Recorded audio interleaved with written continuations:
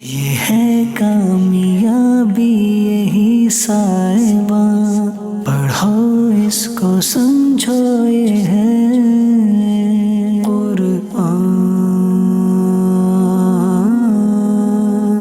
قرآن۔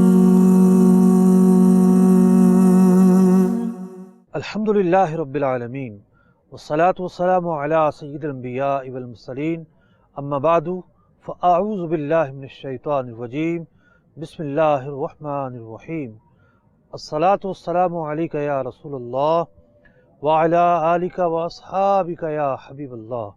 الصلاة والسلام علیک یا نبی اللہ وعلی آلک واصحابک یا نور اللہ۔ محترم ناظرین کرام، رمضان المبارک کی مبارک ساعتوں میں آپ دیکھ رہے ہیں پروگرام کامیاب زندگی کے قرآنی اصول۔ اصول، ضابطہ، یہ سب چیزیں کیا ہوتی ہیں؟ قاعدہ، ویسے تو قاعدے اور ضابطے میں تھوڑا سا فرق ہے، لیکن ایک عوامی سمجھانے کے لیے عرض کر دوں کہ وہ چیزیں کہ جن کے تحت بہت ساری چیزیں جمع ہو جاتی ہوں۔ مثال کے طور پر یہ کہا جائے کہ سجدہ سہو واجب کو بھولنے سے لازم ہوتا ہے۔ واجب اگر بھول کر چھوٹ جائے، ترک ہو جائے، تو سجدہ سہو لازم ہوتا ہے۔ تو نماز کا یہ ایک اصول اور ایک ضابطہ ہے، اور یہ اصول اور ضابطہ نماز کی درجنوں صورتوں کو شامل ہے۔ صورتوں کے تعلق سے بعض غلطیاں ہیں، اسی طریقے سے قاعدہ اولا چھوڑ دیتا ہے کوئی شخص، تحیہ چھوڑ دیتا ہے، سری نماز کو جہری، جہری کو سری کر دیتا ہے بولنے کے ساتھ۔ تو ایک اصول نے درجنوں مسائل جو ہیں وہ ہمارے حل کیے ہیں۔ تو قرآن مجید فرقان حمید ہمیں بے پناہ ایسے اصول عطا فرماتا ہے کہ جو ایک دو نہیں، ایک دو درجن نہیں، بلکہ زندگی کے تمام شعبہ جات کے جو معاملات ہیں وہ اصول ان میں ہماری رہنمائی کرتے ہیں۔ تو اس پروگرام کا مقصد یہی ہے کہ ایسی چیزوں کو بیان کیا جائے، ان پرنسپلز کو بیان کیا جائے کہ جن کو سامنے رکھتے ہوئے ہم اپنی زندگی کے ڈھیروں ڈھیر مسائل کو درست کر سکتے ہیں، قرآن کی جو تعلیمات ہیں اس کے مطابق ڈھال سکتے ہیں۔ آج ہم نے جس اصول کا انتخاب کیا ہے، اللہ رب العزت نے ایک سے زیادہ مرتبہ قرآن مجید فرقان حمید میں اس کو بیان فرمایا۔ اللہ رب العزت ارشاد فرماتا ہے، وَلَا تَعْتَدُوا إِنَّ اللَّهَ لَا يُحِبُّ الْمُعْتَدِينَ۔ حد سے تجاوز نہ کرو، کہ جو لوگ حد سے تجاوز کرتے ہیں اللہ رب العزت انہیں پسند نہیں فرماتا۔ ایک اور جگہ ارشاد ربانی ہوتا ہے، تِلْکَ حدود اللہ۔ اللہ رب العزت نے احکامات بیان فرمائے، اور احکامات کے بیان کرنے کے بعد یہ ارشاد فرمایا کہ یہ جو باتیں ہیں یہ وہ باتیں ہیں کہ جس کے متعلق اللہ رب العزت نے جو شریعت نازل کی ہے، اس شریعت نے اس کی حدود بندی بیان کر دی ہے۔ فَلَا تَعْتَدُوهَا، لہٰذا حد سے تجاوز نہیں کرنا ہے۔ فرمایا گیا وَمَن يَتَعَدَّ حُدُودَ اللَّهِ، اور جو لوگ اللہ کی قائم کی ہوئی حدود سے تجاوز کرتے ہیں، فَأُولَئِكَ هُمُ الظَّالِمُونَ، یہ لوگ ظلم کرنے والے ہیں، اپنے اوپر یہ لوگ ظلم کر رہے ہوتے ہیں۔ سورہ مائدہ میں ارشاد ربانی ہوتا ہے، یا ایھا الذین آمنوا، اے ایمان والو، لا تحرموا طیبات ما احل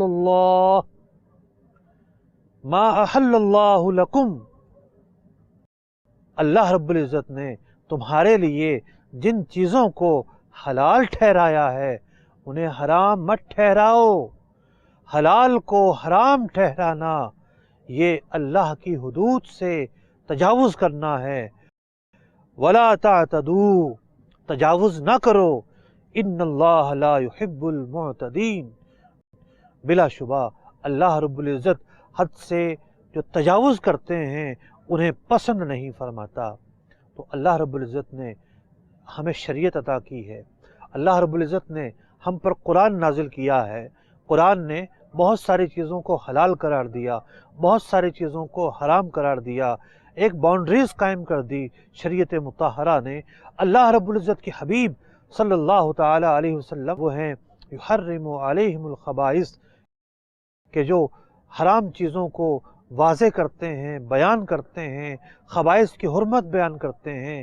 تو نبی اکرم علیہ الصلوۃ والسلام نے اپنی تعلیمات میں، قرآن مجید فرقان حمید نے اپنی تعلیمات میں جو نظام ہمیں دیا ہے، اس نظام میں ایک باؤنڈری ہے ہمارے گرد، اور ہم اس باؤنڈری سے متجاوز نہیں ہو سکتے، اسے کراس نہیں کر سکتے، بلکہ جہاں ہمیں ہونا چاہیے ہم وہیں رہیں، یہ ہمارے لیے ضروری ہے۔ ایک اور آیت مبارکہ میں اسی مفہوم کو، کہ نہ تو بندہ چیزوں میں کمی کر سکتا ہے اور نہ اپنے حد سے متجاوز ہو سکتا ہے، اس مفہوم کو بیان کیا۔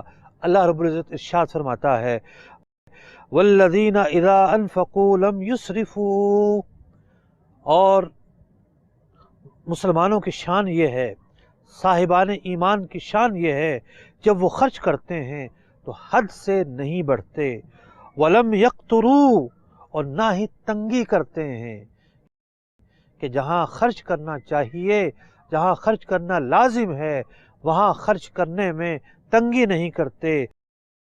وَكَانَ بَيْنَ ذَلِكَ قَوَامًا، اور یہ جو لوگ ہیں اعتدال کی راہ پر ہیں۔ حدود اور نظام یہ تقاضا کرتا ہے کہ بندہ نہ تو کمی کرے اور نہ ہی جو حدود ہیں ان سے متجاوز ہو، ان کو کراس کرے، بلکہ اسے میانہ روی سے کام لینا ضروری ہے، معتدل ہونا ضروری ہے، نہ افراط کی گنجائش ہے نہ تفریط کی گنجائش ہے۔ آئیے ہم اپنی زندگی کا جائزہ لیتے ہیں کہ ہمارے گرد جو باؤنڈریز ہیں، ہم ان باؤنڈریز کا خیال رکھتے ہیں یا نہیں رکھتے۔ ہم زندگی کے مختلف پہلوؤں پر غور کرتے ہیں اور پھر ایک جائزہ لیتے ہیں کہ ہم کہاں کھڑے ہیں، ہمیں کیا کرنا چاہیے، کیا ہم وہ سب کر رہے ہیں یا نہیں کر رہے۔ شریعت مطہرہ نے جو باؤنڈری قائم کی ہے، ایک باؤنڈری ہے فرائض اور واجبات کے گرد، کہ نہ تو فرائض اور واجبات میں کوتاہی کرنی ہے اور نہ ہی حد سے تجاوز کرنا ہے۔ ایک باؤنڈری ہے نوافل میں، مباحات میں، کہ نوافل کے اندر بھی ایک باؤنڈری ہے۔ بعض اوقات ان کے اندر بھی بندہ اعتدال کی جو راہ ہے وہ چھوڑ دیتا ہے۔ آئیے پہلے تو ہم فرائض و واجبات کو لیتے ہیں۔ سب سے پہلے اگر ہم بات کریں عبادات کی، تو عبادات کے اندر نماز، روزہ، حج، زکوٰۃ، یہ جو بنیادی عبادات ہیں، ان عبادات کی ادائیگی کے لیے شریعت مطہرہ نے شرائط قائم کی ہیں۔ پھر نماز پڑھنی ہے، وضو کا حکم، طہارت کا حکم، غسل کا حکم اللہ رب العزت نے قرآن پاک میں دیا ہے۔ نماز کے لیے نیت کا حکم قرآن نے بیان کیا ہے۔ نماز کے لیے تکبیر تحریمہ کا حکم قرآن نے بیان کیا ہے۔ نماز کے لیے ستر عورت کا حکم قرآن نے بیان کیا ہے۔ نماز کے فرائض ہیں، نماز کی شرائط ہیں، نماز کے فرائض اور شرائط جو ہیں ان کا ادا کرنا ضروری ہے۔ اگر کوئی ان میں کوتاہی برتتا ہے تو اس نے جو حدود قائم کی گئی تھی اس میں کوتاہی برتی، اور اگر کوئی متجاوز ہوتا ہے، کسی نے 4 رکعت پڑھنی تھی لیکن وہ 5 پڑھ لیتا ہے، وہ 6 پڑھ لیتا ہے، حدود سے تجاوز ہے۔ ظہر کی نماز ظہر میں پڑھنی ہے، ظہر کا وقت ختم ہونے کے بعد پڑھتا ہے، حدود سے تجاوز ہے۔ حج ہے، حج کا جو موسم ہے، حج کے جو مہینے ہیں، حج کے بعض ارکان مہینوں میں ادا ہوتے ہیں اور بنیادی جو ارکان ہیں وہ ایام حج میں ادا ہوتے ہیں۔ تو ایک وقت مقرر ہے، ٹائم مقرر ہے، جگہ مقرر ہے۔ حج کے جو مواقیت زمانیہ اور مکانیہ ہیں، جو چیزیں وقت کے اعتبار سے بیان ہوئیں، جو جگہ کے اعتبار سے بیان ہوئیں، ان دونوں باتوں کا خیال رکھنا حج کے ارکان میں ضروری ہے۔ زکوٰۃ ہے، کچھ چیزیں ہیں ان پر زکوٰۃ ہے، کچھ چیزیں ان پر زکوٰۃ نہیں ہے۔ تو ایک نظام شریعت مطہرہ نے دیا ہے، ایک سرکل ہمارے گرد گھومتا ہے، عبادات کا ایک سرکل ہے۔ عبادات کے اندر حدود و قیودات ہیں، ان کا خیال رکھنا ہم سب کے لیے ضروری ہے۔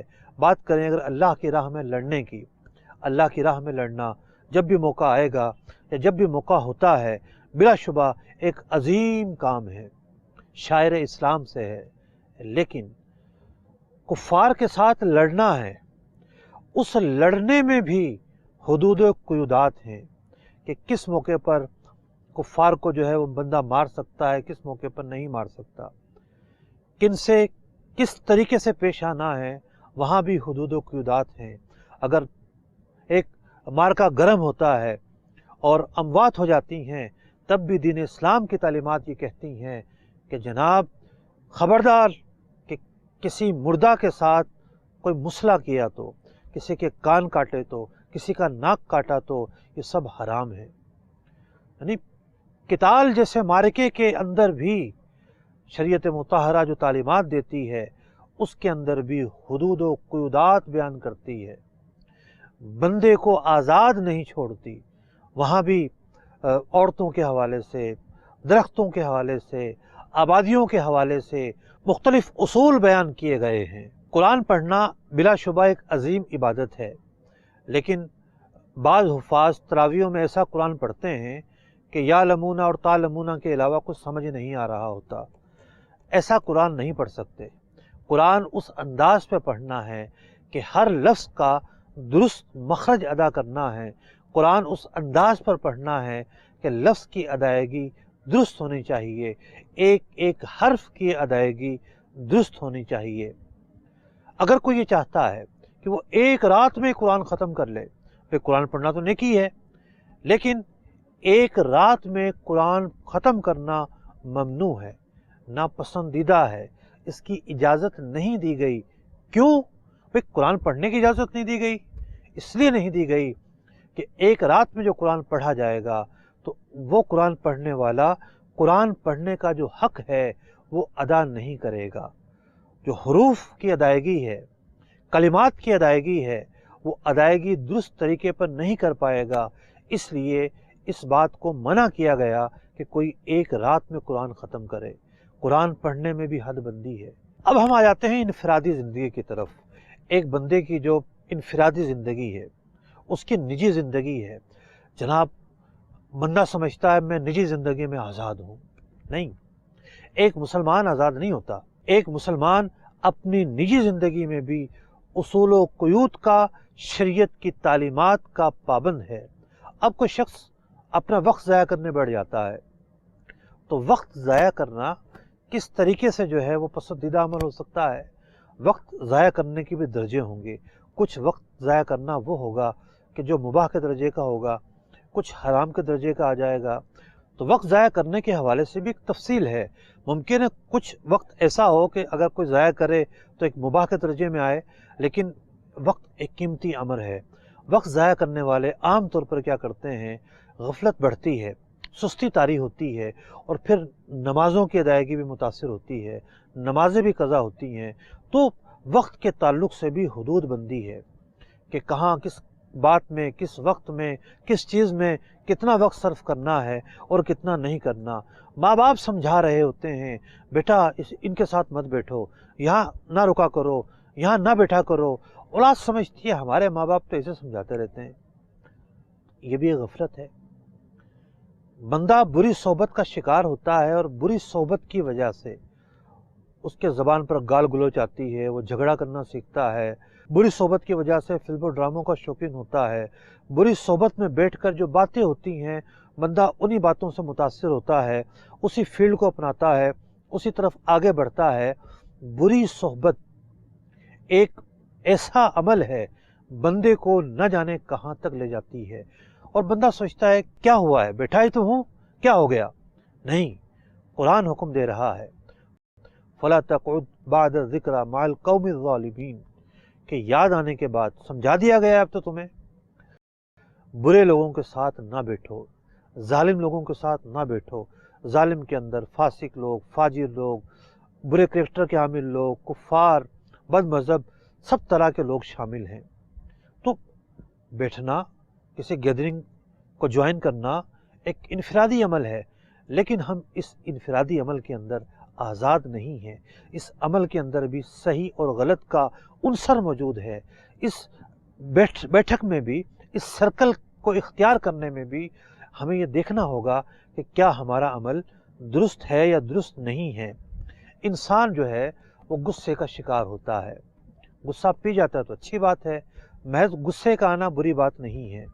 यानी एक फितरी अमर होता है गुस्सा, गुस्से का गलत इस्तेमाल ममनू है।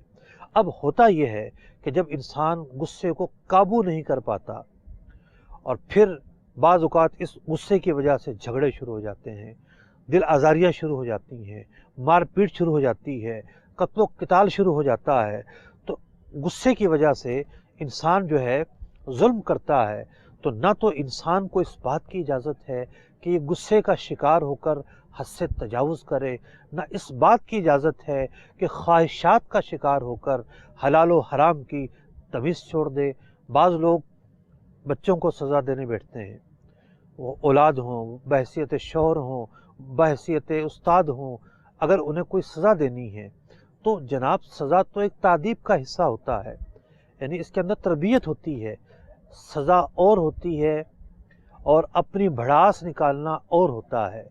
سزا تربیت کا حصہ ہے، بھڑاس نکالنا ظلم ہے۔ سزا کی بھی حد ہے، سزا کی بھی کیفیت ہے، اس کی بھی نوعیت ہے۔ تو ہوتا یہ ہے گھروں کے اندر کہ ماں باپ بچوں کو تربیت نہیں کر رہے ہوتے، اپنی بھڑاس نکال رہے ہوتے ہیں، اپنا غصہ نکال رہے ہوتے ہیں، اپنا جنون نکال رہے ہوتے ہیں۔ جناب یہاں بھی حدود و قیود ہیں، ان کا خیال رکھنا ضروری ہے۔ آپ استاد ہوں، آپ شوہر ہوں، آپ والد ہوں، آپ کسی مرتبے کے حامل ہوں، آپ کوئی افسر ہوں، لیکن آپ کے لیے بھی ایک دائرہ ہے، اس دائرے کو آپ کراس نہیں کر سکتے۔ کھانے پینے کا معاملہ ہو، لوگ سمجھتے ہیں جو مرضی کھا سکتا ہے بندہ، نہیں، کھانے پینے کے اندر بھی ایک اعتدال ہے، ایک ایسا درجہ بھی آ جاتا ہے کہ جب حد سے زیادہ کھانا، ایسا کھانا کہ جو انسان کے اندر فساد پیدا کرے اور انسان کے پیٹ کو نقصان پہنچائے تو وہ ممنوع اور ناجائز کے درجے میں آ جاتا ہے۔ پھر وہ کھانا اب حلال نہیں رہتا۔ اب یہاں بھی غلو سے کام نہیں لینا، یہاں بھی حد سے تجاوز نہیں کرنا ہے۔ بندہ اپنی ذاتی لائف کے اندر، اپنی نجی زندگی کے اندر اتنا بھی آزاد نہیں ہے کہ وہ ایسے کام کرنا شروع کر دے کہ اس کی طرف انگشت نمائی ہو۔ ارے ارے دیکھو دیکھو دیکھو یہ کیا کام کر رہا ہے، ارے دیکھو یہ کیا پہن رہا ہے، ارے دیکھو یہ کیا کرنے لگا ہے۔ ہر بندہ اس پر اعتراض داغ رہا ہو اور اس کا عمل واقعی ایسا ہو کہ سلیم الطبیعت لوگ، نیک سیرت کے حامل لوگ یہ کہتے ہوں کہ ہاں واقعی یہ تو بڑا عجیب آدمی ہے، کیا حرکتیں کرنا شروع کر دی ہیں اس نے۔ تو جناب انسان کا جو بیہیویئر ہے، اس کا جو پہناوا ہے، اس کی چال ڈھال ہے، اس کا رہن سہن ہے، اس کے اندر بھی ایک ایسا اعتدال ہونا چاہیے کہ انسان جو ہے وہ انگشت نمائی کا شکار نہ ہو۔ بات کرتے ہیں احادیث مبارکہ کی۔ نبی اکرم علیہ الصلوۃ والسلام نے ارشاد فرمایا کہ ہمارا سابق تو سابق ہے، یعنی سبقت لے جانے والا، اور مقتصد یعنی جو معتدل ہے وہ ناجی ہے، کامیاب ہے، اور ظالم اس کی مغفرت ہو۔ اور ایک حدیث پاک میں فرمایا کہ نیکیوں میں سبقت لے جانے والا جنت میں بلا حساب داخل ہوگا۔ پیارے آقا علیہ الصلوۃ والسلام فرماتے ہیں کہ نیکیوں میں سبقت لے جانے والا جنت میں بلا حساب داخل ہوگا، مقتصد سے حساب میں آسانی کی جائے گی۔ مقتصد کی ایک تفسیر یہ ہے کہ جو میانہ روی سے کام لیتا ہو، جو اعتدال سے کام لیتا ہو، حدود سے متجاوز نہ ہوتا ہو، اور فرمایا جس نے ظلم کیا یعنی حدود سے تجاوز کر گیا، مقام حساب میں روکا جائے گا، اس کو پریشانی پیش آئے گی اور اس کے بعد پھر وہ جنت میں داخل ہوگا۔ نبی اکرم علیہ الصلوۃ والسلام کی جو حدیث پاک ہے ایک آیت مبارکہ کے مضمون کی طرف یہ اشارہ کرتی ہے۔ وہ آیت مبارکہ یہ ہے، ثم اورثنا الکتاب الذین اصطفینا من عبادنا، پھر ہم نے کتاب کا وارث کیا اپنے چنے ہوئے بندوں کو، فمنہم ظالم لنفسہ، کچھ لوگ ان میں سے وہ ہیں کہ جو اپنے نفس پر، اپنی جان پر ظلم کرنے والے ہیں، ومنہم مقتصد، اور کچھ لوگ وہ ہیں جو میانہ چال والے ہیں، ومنہم سابق بالخیرات باذن اللہ، اور ان میں سے کچھ وہ ہیں کہ جو نیکیوں میں، اچھے کاموں میں سبقت لے جانے والے ہیں اللہ کے حکم سے، اللہ کے اذن سے۔ ذالک هو الفضل الکبیر، بلا شبہ یہ اللہ کا بڑا فضل ہے۔ اس آیت مبارکہ میں لوگوں کے تین احوال بیان کیے گئے۔ ایک وہ ہیں کہ جو راہ کے اندر رہ جانے والے ہیں، جو خطاکار ہیں، جو کوتاہی برتنے والے ہیں۔ دوسرے وہ ہیں کہ جو میانہ چال چلتے ہیں، اعتدال کی راہ اپناتے ہیں، متوسط راہ اپناتے ہیں۔ اور تیسرے وہ ہیں کہ جو نیکیوں میں سبقت لے جانے والے ہیں۔ یہ سبقت لے جانے والے سب سے آگے، میانہ چال رکھنے والے درمیانی درجے پر، اور جو کوتاہی کرنے والے ہیں، یہ بلا شبہ وہ لوگ ہیں جو غفلت کا شکار ہوئے۔ تو قرآن پاک کی اس آیت مبارکہ نے ہمارے لیے واضح طور پر بیان کر دیا کہ ایک مسلمان کے مزاج کے اندر ایسا نہیں ہے کہ آزاد پن ہو، کھلی چھوٹ ہو، یا جو چاہے کرے۔ نہیں، تلک حدود اللہ، اللہ رب العزت نے حدود قائم کر دی ہیں، ان حدود کے گرد رہنا ہے، یہ ایک مسلمان کے لیے بہت ضروری ہے۔ اگر ہم بات کرتے ہیں اپنی گھریلو زندگی کی، گھریلو زندگی کے تعلق سے نبی اکرم علیہ السلام نے ایک حدیث مبارکہ میں بہت ہی پیارے انداز میں سمجھایا ہے کہ عورت ٹیڑھی پسلی سے پیدا کی گئی ہے، اگر اسے سیدھا کرنا چاہو گے تو ٹوٹ جائے گی۔ مراد یہ ہے کہ عورت کی اپنی ایک نفسیات ہے، اپنی ایک طبیعت ہے، اپنی ایک جبلت ہے۔ عورت کی جو عادات و اطوار ہیں وہ اس طرح نہیں ہیں جو ایک مرد کی ہوتی ہیں۔ مرد ہر زاویے سے یہ سوچے کہ یہ جناب پرفیکٹ ہو جائے، کہ اس طرح بھی یوں ہو جائے، اس طرح بھی یوں ہو جائے، اور اس طرح بھی یوں ہو جائے۔ ایسا نہیں ہو سکتا۔ عورت کی اپنی ایک سمجھ بوجھ ہوتی ہے، اپنی ایک طبیعت ہوتی ہے، اپنی ایک فطرت ہوتی ہے۔ تو عورت پر اتنی سختی نہ کی جائے کہ گھر ٹوٹ جائے، بلکہ عورت کو چلانے کے لیے، گھر کو چلانے کے لیے، اپنے جیون ساتھی کو چلانے کے لیے، اپنی زندگی کے اس رفیق سفر کو چلانے کے لیے ایک اعتدال کا راستہ ہونا ضروری ہے۔ یہاں بھی حدود و قیودات ہیں۔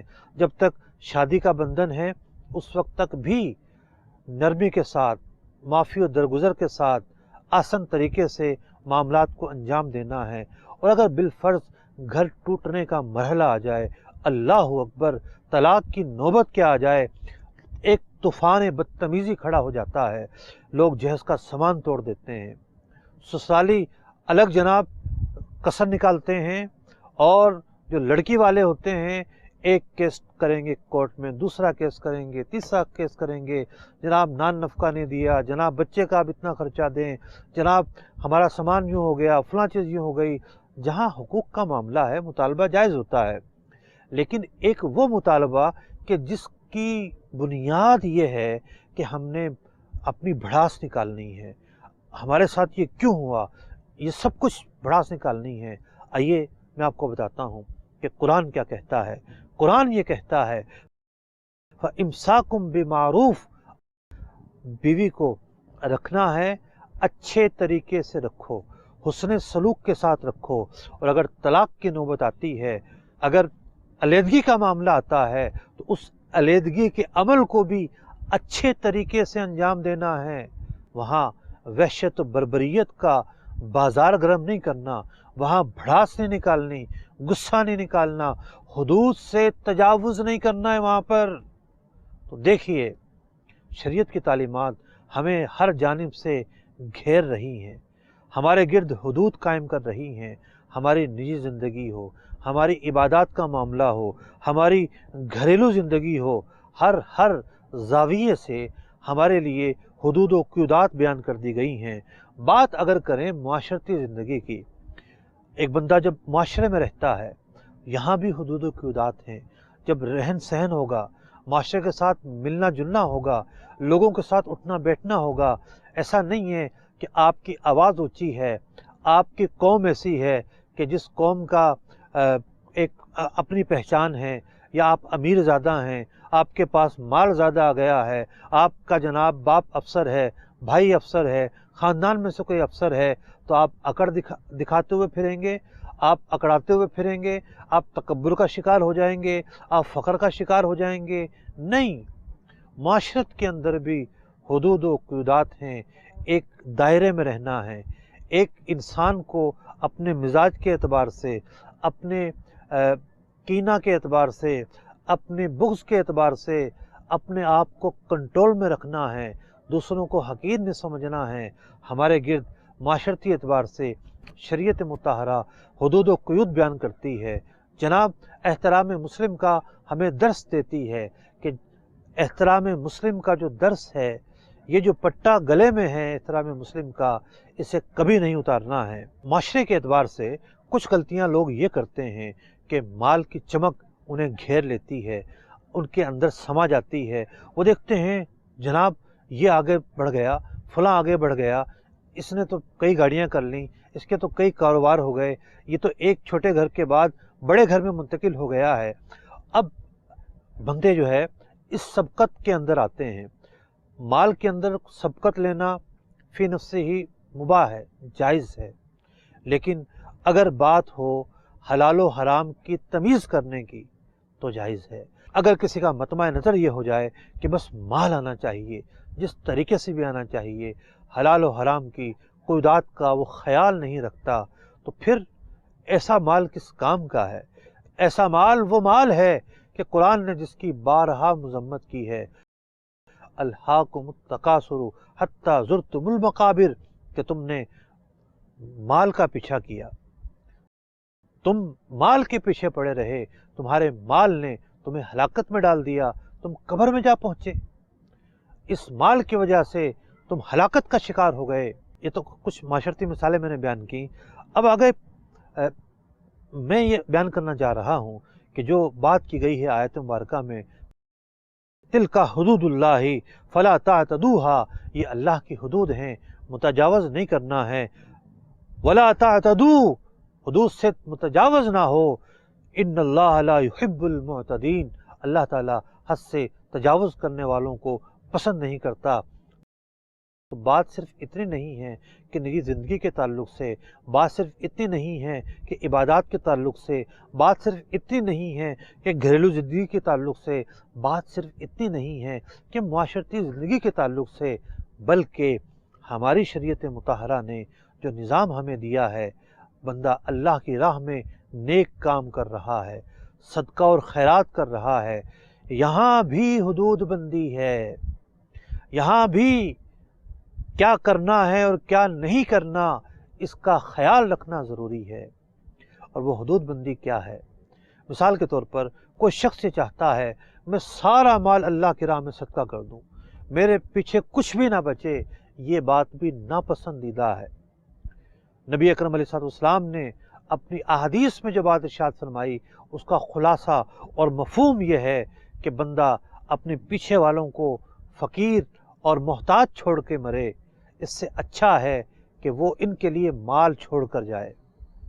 ایک شخص کے پاس مال ہے، چاہتا ہے سارا خیرات کر دوں، حالانکہ اس پر تو حج فرض ہو چکا تھا، اس پر تو پچھلی جو ہے وہ بہت سارے صدقات مالیہ رہتے ہیں، کفارے رہتے ہیں، منت کی ادائیگی رہتی ہے، مطلب مال خرچ کرنا ہے۔ تو وہاں بھی یہ دیکھنا ہے کہ میرے اوپر جو صدقات واجبہ لازم ہیں، کہیں میں نے ان میں تو کوتاہی نہیں کی ہے۔ اسی طریقے سے اگر کوئی شخص خیرات کیے جا رہا ہے، نفلی صدقہ انجام دیے جا رہا ہے، زکوٰۃ نہیں دیتا، حدود سے تجاوز کیا اس نے نفلی صدقہ کیا نیکی ملی، لیکن یہ ایسا ہی ہے کہ بندہ نفل نماز تو پڑھ لے، فرض نماز نہ پڑھے۔ تو اس شخص نے صدقہ کرنے میں حدود سے تجاوز کیا کہ اس نے جو واجب صدقہ تھا وہ اپنے محل پر اپنے شرائط کے مطابق ادا نہیں کیا۔ محترم ناظرین کرام، آج کے سبق میں، آج کے لیکچر میں ہم نے جو اصول سیکھا وہ مرکزی اصول یہ ہے کہ اللہ رب العزت نے ہمارے لیے باؤنڈریز مقرر کی ہیں، حدود مقرر کی ہیں، ہم ان حدود کے گرد رہیں گے، نہ کوتاہی کریں گے، نہ بارڈر کو کراس کریں گے، بلکہ جو شریعت کی تعلیمات ہیں اسے انجام دیں گے۔ کس طرح انجام دیں گے آپ کو سیکھنا ہوگا، کب کس موقع پر ہم نے کیا کرنا ہے۔ نماز پڑھنے والے کے لیے نماز کے احکام سیکھنا ضروری ہے کہ نماز میں کیا حلال ہے کیا حرام ہے۔ روزہ رکھنے والے کے لیے روزے کی تعلیمات سیکھنا ضروری ہے کہ روزے میں کیا حلال ہے کیا حرام ہے۔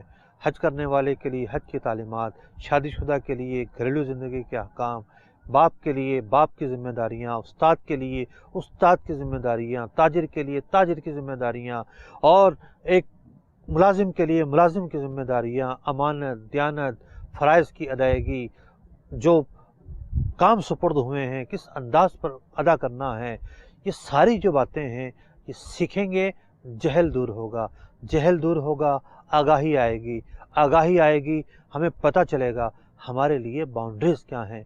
अल्लाह रब्बुल इज़्ज़त अमल करने की तौफ़ीक़ अता फ़रमाए। आमीन बिजाहिन नबील अमीन सल्लल्लाहु ताला अलैहि वसल्लम। ये है कामयाबी यही साहिबा, पढ़ो इसको समझो ये है